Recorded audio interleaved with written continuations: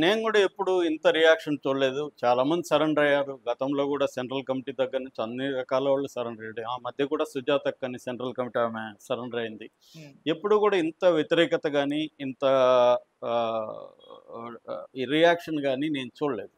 ఎందుకు ఇది వచ్చింది అనేది ఒకటి. రెండవది అసలు వీళ్ళకి పాలసీ ఏమన్నా ఉందా అనేదొకటి. ఈ విషయాలు అసలు సరెండర్‌లు ఎందుకవుతారు? ఒక మనిషి ఉద్యమంలో 10 ఏళ్ళో, 20 ఏళ్ళో, 30 ఏళ్ళో పనిచేసిన తర్వాత ఏదో ఒక కారణంతో బయటికి రావాలంటే దానికి మార్గం ఏంటి? హ్మ్. ఈ విషయాల గురించి మనం మాట్లాడుకుందాం. ముఖ్యంగా ఏందంటే మల్లోజుల వేణుగోపాలరావు ప్లస్ ఒక 60 మంది వరకు ఆయుధాలతో సహా సరెండర్ అయ్యారు. మహారాష్ట్ర ముఖ్యమంత్రి దేవేంద్ర ఫడ్నవీస్ దగ్గర సరెండర్ అయ్యారు. దీని మీద రియాక్షన్స్ ప్రధానంగా ఎలా వచ్చాయంటే అతను ఉద్యమ ద్రోహి, ఎర్ర జెండాకు అవమానం, ఇతని ఇతన్ని అంతు చూస్తాం అన్నట్టుగా బెదిరింపు ధోరణిలో, అతన్ని అసహించుకునే ధోరణిలో ఆహ్, ఒక రియాక్షన్ వచ్చింది. రెండో రియాక్షన్ ఇతను బ్రాహ్మణుడు. ఎవరు మల్లోజుల వేణుగోపాలరావు బ్రాహ్మణుడు. ఆ ఫడ్నవీస్ కూడా బ్రాహ్మణుడని ఒకరెవరు నామాలు కూడా పెట్టారు ఇద్దరికి. ఫోటోలు. నామాలు కూడా పెట్టి ఇద్దరు బ్రాహ్మణ్స్ మనువాద బ్యాచ్ అన్న ధోరణితో కూడా కొంతమంది మాట్లాడారు. హ్మ్. మూడవది లేదు అర్థం చేసుకోవాలి. ఆయన 70 ఏళ్ల వృద్ధుడు. 70 ఏళ్ల వృద్ధుడు బయటికి రావాలనుకున్నప్పుడు సరెండర్ తప్ప వేరే మార్గం లేదు గదా! సరెండర్ అయ్యాడు. ఆ క్రమంలో ఆయన నవ్వాడా లేదా అనేది ఇంకా మనకు నచ్చనప్పుడు ఆయన నవ్వితే కూడా కోపమొస్తది. నవ్వాడా లేదనేది ఆయన కాంటెక్స్ట్‌లో ఆయనకి అవసరమయ్యి అక్కడ పరిస్థితులను బట్టి ఉండొచ్చు. దాన్ని అర్థం చేసుకోవాలి తప్ప ఒక వ్యక్తి ఉద్యమంలోకెళ్తే చావు తప్ప ఇంక మార్గం లేదు. బయటికే రాకూడదు. బయటకొస్తే మేము అసహించుకుంటాము అని మాట్లాడడం కరెక్ట్ కాదు. మనం మాట్లాడేవాళ్ళం మనమేమన్నా ఉద్యమాల్లో ఉన్నామా? మన పిల్లల్నేమన్నా ఉద్యమాల్లోకి పంపిస్తున్నామా? అనేది ఒక వాదన. హ్మ్. ఇంకా నాలుగో పాయింట్ ఏందంటే, అసలు వీళ్ళకేమన్నా మావోయిస్టులకి అసలు పాలసీ ఉందా? 70 ఏళ్ల వ్యక్తిని మావోయిస్ట్ పార్టీ అనేది బేసిక్‌గా అడవుల్లో పనిచేసే పార్టీ. అటువంటి పార్టీ సెంట్రల్ కమిటీలో ఒక 70 ఏళ్ల వ్యక్తిని ఎందుకు పెట్టారు? ఇంకా ఉంచారు.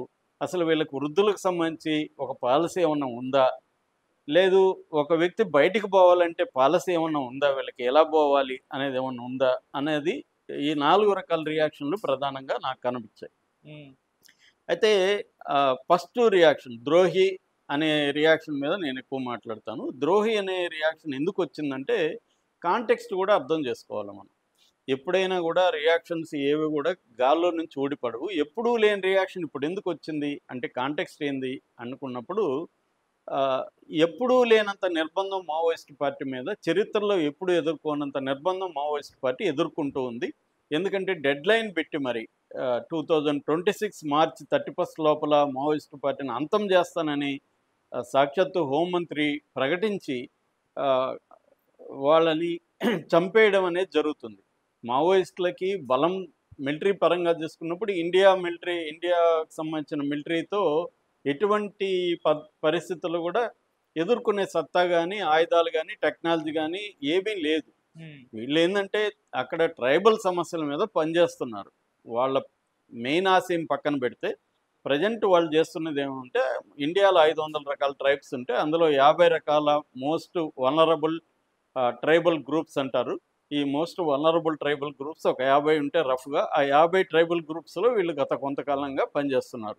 అక్కడ వాళ్ళు డెవలప్‌మెంటల్ యాక్టివిటీలు చేస్తున్నారు. చెరువులు తవ్విస్తున్నారు, కాలువలు తవ్విస్తున్నారు, వ్యవసాయానికి సహాయం చేస్తున్నారు.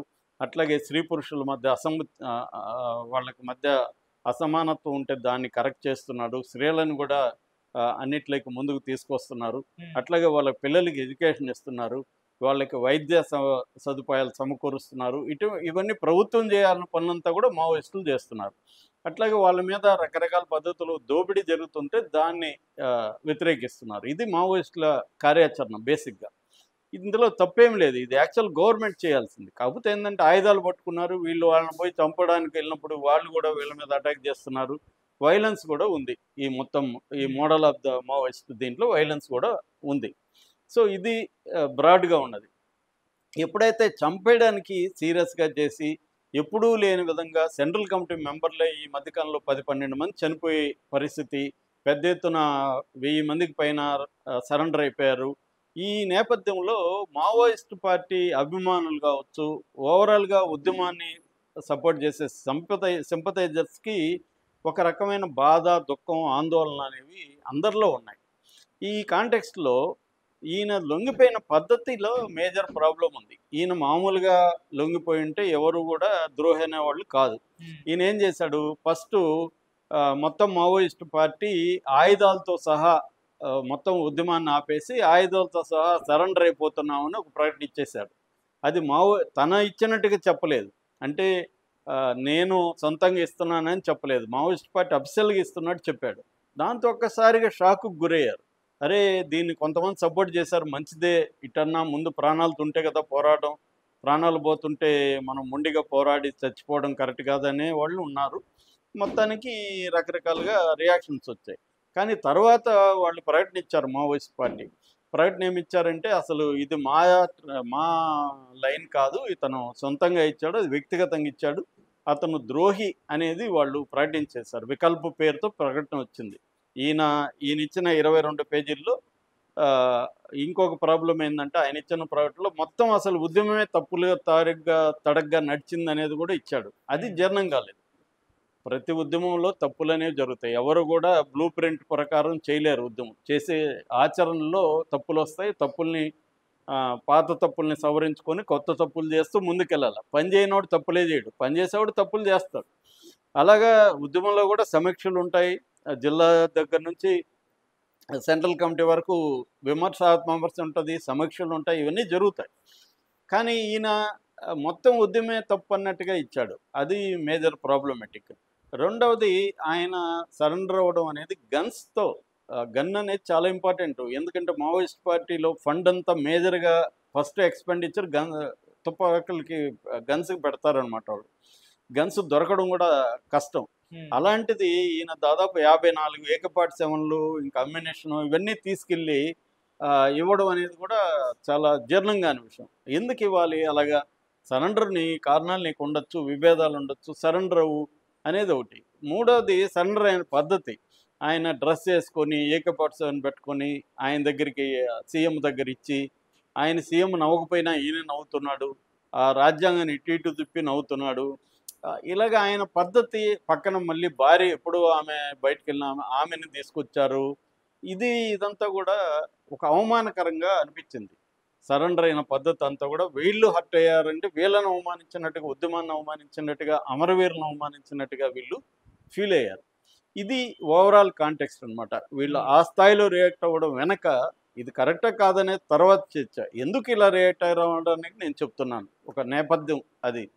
సో, ఇప్పుడు ఆహ్, హ్మ్, మనం అసలు మా సీనియర్స్ 70 ఏళ్లోళ్ళు ఉద్యమాల్లో ఉంటే వాళ్ళని ఎలా డీల్ చేస్తుంది మావోయిస్ట్ పార్టీ అనే దానికి వాళ్ళొక డాక్యుమెంట్, వాళ్ళది సెంట్రల్ కమిటీ కాన్ఫరెన్స్‌లు జరుగుతాయి. అలాగా ఫోర్త్ కాన్ఫరెన్స్ 2013లో జరిగింది. ఫోర్త్ కాన్ఫరెన్స్‌లో వాళ్ళు కొన్ని డిస్కస్ చేశారు. ఈ ముసలి ఏజ్ అయిపోయిన వాళ్ళని వెటరన్స్ అని పిలుస్తారు వాళ్ళు. వెటరన్స్‌ని ఏం చేయాలి అనేది చర్చించారు గానీ ఒక కన్క్లూజన్‌కి రాలేదు. 2017లో 4 ఏళ్ల తర్వాత 5వ సెంట్రల్ కమిటీ కాన్ఫరెన్స్‌లో అంటే ఆ మీటింగ్, సెంట్రల్ కమిటీ సమావేశంలో ఒక డ్రాఫ్ట్ నేను చదివానది. ఆ డ్రాఫ్ట్ 32 పేజీలుంది. అందులో ఆహ్, నాలుగో point, on the veteran comrades of the party అనేది హెడ్డింగ్. అంటే వెటరన్ కామ్రేడ్స్‌ని ఎలా డీల్ చేయాలి అనేది ఒక చాప్టర్ లాగా ఒక 4గో పాయింట్‌లో రాశారు.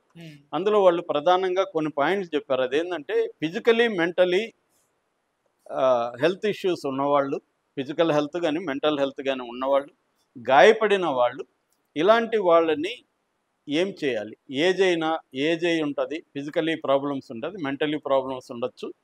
లేకపోతే వూండ్ అయిన వాళ్ళని ఏం చేయాలంటే, ఏ కమిటీల్లో కూడా వాళ్ళని నాయకత్వ స్థానాల్లో ఉంచకూడదు అనేది తీర్మానం. నాయకత్వాల సెంట్రల్ కమిటీతో సహా ఏ కమిటీల్లో కూడా నాయకులుగా వాళ్ళని ఉంచలేము.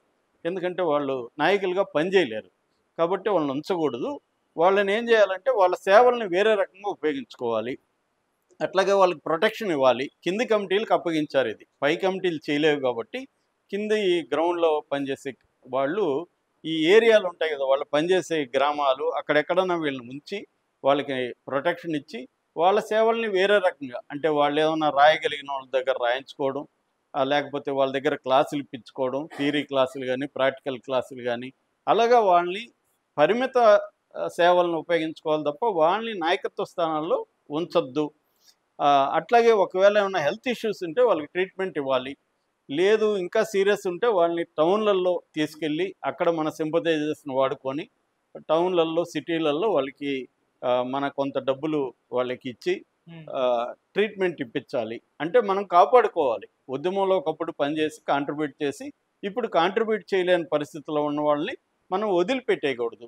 వాళ్ళని మనం కాపాడుకోవాలి, ప్రొటెక్ట్ చేసుకోవాలి, వాళ్ళ సేవల్ని ఉపయోగించుకోవాలి అనేది ఉంది.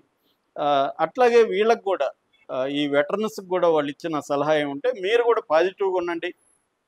పాజిటివ్‌గా సమీక్షలు జేయండి. ఈ తప్పులు చెప్పండి గానీ, నెగెటివ్ దీంతో బయటికి మాట్లాడకండి. లోపల ఎంతన్నా మాట్లాడండి. మీకు ఆ ఫ్రీడమ్ ఉంటది. మీరు గూడా పాజిటివ్‌గా తీసుకోండి. మిమ్మల్ని నాయకత్వం నుంచి తీసేశారని మీరు పడకండి. మీ సేవల్ని వేరే రకంగా ఉపయోగించుకోవడానికి పార్టీకి మీరు హెల్ప్ చేయండి అనేది గూడా చెప్పాడు.